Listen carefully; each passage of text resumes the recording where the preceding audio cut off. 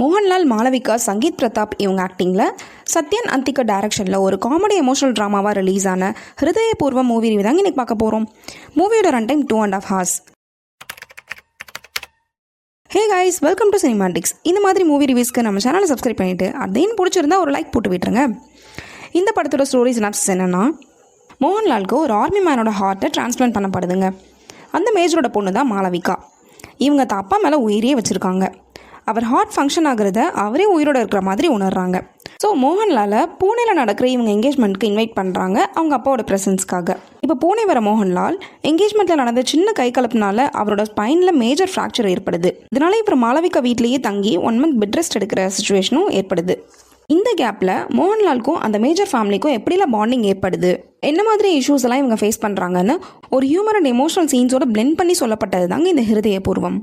இது ஒரு ஸ்டோரி டிஃப்ரெண்ட்டாகவும் அட் த சேம் டைம் லைட்டாக டார்க் காமெடி ஜேர்னலையும் ப்ரெசென்ட் பண்ணியிருக்காங்க. இந்த மாதிரி ஒரு எமோஷனல் ஸ்டோரி எடுத்து அதை இவ்வளோ ஹியூமராக ப்ரெசென்ட் பண்ணது ஒரு புதுவித அனுபவமாக தாங்க இருந்துச்சு. ஹியூமர்ஸ் மோஸ்ட் ஆஃப் த பிளேசஸில் சிரிப்பலைகளை ஏற்படுத்துச்சு. ரொம்ப விழுந்து விழுந்து சிரிக்கிற காமெடி பெருசாக இல்லைனாலும் ஒரு மாதிரி ஹாப்பி ஃபீலே தாங்க படம் போகும்.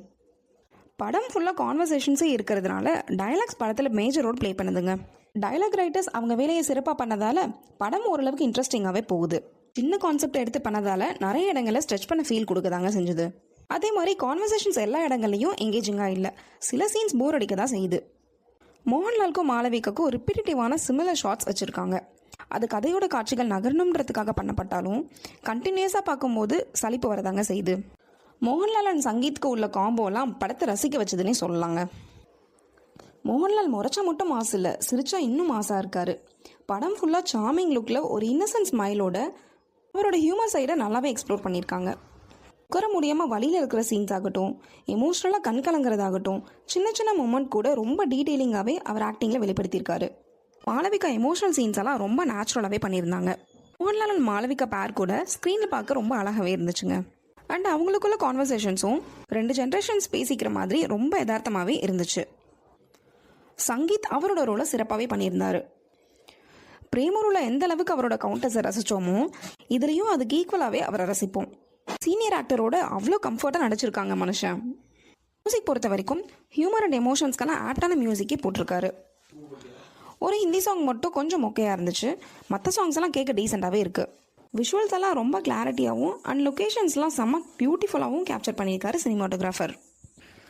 இந்த படத்தோட பாசிட்டிவ்ஸ்னு பார்த்தீங்கன்னா டிஃப்ரெண்ட்டான story, light hearted humours, actors performance, music and cinematography.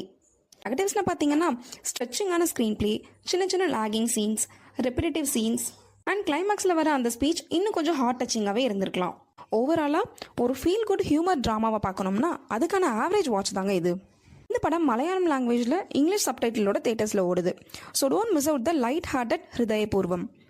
Cinematics rating for this movie is 6.5 out of 10. Thank you guys.